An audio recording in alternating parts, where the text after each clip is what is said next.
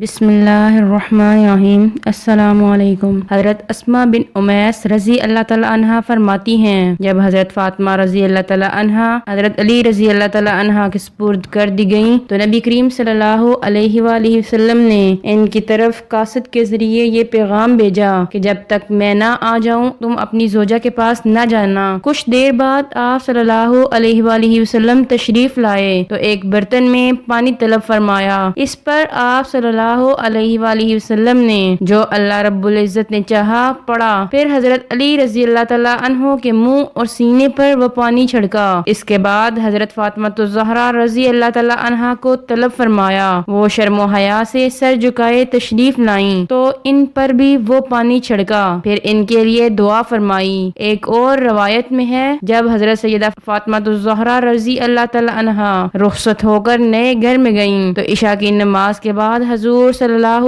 علیہ وآلہ وسلم تشریف لائے اور ایک برتن میں پانی طلب فرمایا اور اس میں کلی فرما کر حضرت علی رضی اللہ تعالیٰ عنہ کے سینے اور بازوؤں پر وہ پانی چھڑکا۔ پھر حضرت فاطمہ رضی اللہ تعالیٰ عنہ کو بلایا اور ان کے سینے اور سر پر بھی وہ پانی چھڑکا اور پھر یوں دعا فرمائی کہ اے اللہ، میں فاطمہ اور ان کی اولاد کو تیری پناہ میں دیتا ہوں کہ یہ سب شیطان کے شر سے محفوظ رہیں۔ حضرت علی المرتضیٰ رضی اللہ تعالیٰ عنہ حضرت فاطمہ الزہرا سے محبت بری گفتگو کرنے لگے، یہاں تک کہ جب رات کا اندھیرا چھا گیا تو وہ رونے لگیں۔ حضرت علی المرتضیٰ رضی اللہ تعالیٰ عنہ نے پوچھا، اے تمام عورتوں کی سردار، کیا آپ خوش نہیں کہ میں آپ کا شوہر ہوں اور آپ میری بیوی ہیں؟ کہنے لگیں، میں کیوں کر راضی نہ ہوں گی، آپ تو میری رضا بلکہ اس سے بھی بڑھ کر ہیں۔ میں تو اپنی اس حالت اور معاملے کے متعلق سوچ رہی ہوں کہ جب میری عمر بیت جائے گی اور مجھے قبر میں داخل کر دیا جائے گا، آج میرا عزت و فخر کے بستر میں داخل ہونا کل قبر میں داخل ہونے کی مانند ہے۔ آج رات ہم اپنے رب العزت کی بارگاہ میں کھڑے ہو کر عبادت کریں گے کہ وہی عبادت کا زیادہ حق رکھتا ہے۔ اس کے بعد وہ دونوں عبادت کی جگہ کھڑے ہو کر رب العزت کی عبادت کرنے لگے۔ ان دونوں مبارک ہستیوں نے اپنے بستر کو چھوڑ دیا اور اللہ کی عبادت میں مصروف ہو گئے۔ رات قیام میں تو دن روزی کی حالت میں بسر ہوتا، حتیٰ کہ 3 روز اسی طرح گزر گئے۔ چوتھے دن حضرت جبریل امین نبی کریم صلی اللہ علیہ وآلہ وسلم کی خدمت بابرکت میں حاضر ہوئے اور عرض کی، اللہ رب العزت آپ کو سلام بھیجتا ہے اور ارشاد فرماتا ہے کہ علی اور فاطمہ نے 3 دن سے نیند اور بستر کو ترک کر رکھا ہے اور عبادت اور روزوں میں مصروف ہیں۔ تم ان کے پاس جاؤ اور ان سے ارشاد فرماؤ کہ اللہ رب العزت تمہاری وجہ سے ملائکہ پر فخر فرما رہا ہے اور یہ کہ تم دونوں بروز قیامت گناہگاروں کی شفاعت کرو گے۔ نبی کریم صلی اللہ علیہ وآلہ وسلم کی سب سے پیاری اور چہیتی صاحبزادی حضرت فاطمہ الزہرا رضی اللہ تعالیٰ عنہا جب نکاح کے بعد حضرت علی المرتضیٰ رضی اللہ تعالیٰ عنہ کے مکان عالی شان پر تشریف لائیں تو وہاں گھر کے تمام کاموں کی ذمہ داری ان پر آ پڑی۔ آپ رضی اللہ تعالیٰ عنہ نے اس ذمہ داری کو بڑی خوش اسلوبی سے پورا کیا اور ہر طرح کے حالات میں اپنے عظیم المرتبت شوہر کا ساتھ دیا۔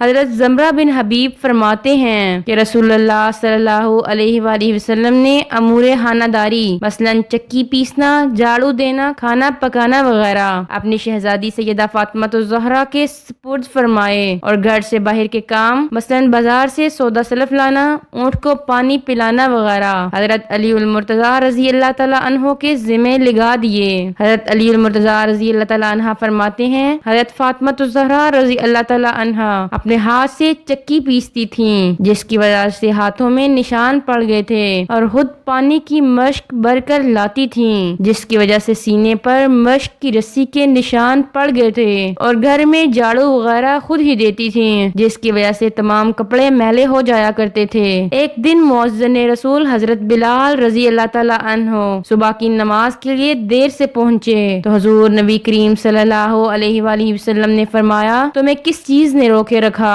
عرض کی، میں حضرت فاطمہ الزہرا کے مقدس مکان کے پاس سے گزرا، وہ آٹا پیس رہی تھی اور بچہ ان کے پاس رو رہا تھا۔ میں نے ان سے عرض کی، اگر آپ رضی اللہ تعالیٰ عنہ چاہیں تو میں آٹا پیس دیتا ہوں اور اگر چاہیں تو بچے کو سنبھال لیتا ہوں۔ انہوں نے فرمایا، میں اپنے بیٹے پر تم سے زیادہ مہربان ہوں، بس میری تاخیر کا یہی سبب تھا۔ حضرت جابر بن عبداللہ رضی اللہ تعالیٰ ताला अन्हो फरमाते हैं, एक दिन रसूलुल्लाह सल्लल्लाहु अलैहि वआलिहि वसल्लम हजरत फातिमा ज़हरा के घर तशरीफ ले गए। आप रजी अल्लाह ताला अन्हा ऊंट के बालों से बना मोटा लिबास पहने चक्की में आटा पीस रही थीं। जब नबियों के सुल्तान की नजर इन पर पड़ी तो आंखों से अश्क रवां हो गए। रहमत आलम सल्लल्लाहु अलैहि वसल्लम ने फरमाया, दुनिया की तंगी और सख्ती पर सब्र करो ताकि जन्नत की अब्दी नेमतें हासिल हों। हजरत अली उल मुर्तजा रजी अल्लाह ताला अन्हो फरमाते हैं, मेरी फातिमा ज़हरा रजी अल्लाह ताला अन्हा से शादी हुई तो मेरे और इनके लिए मेंढे की खाल का सिर्फ एक बिछोना था।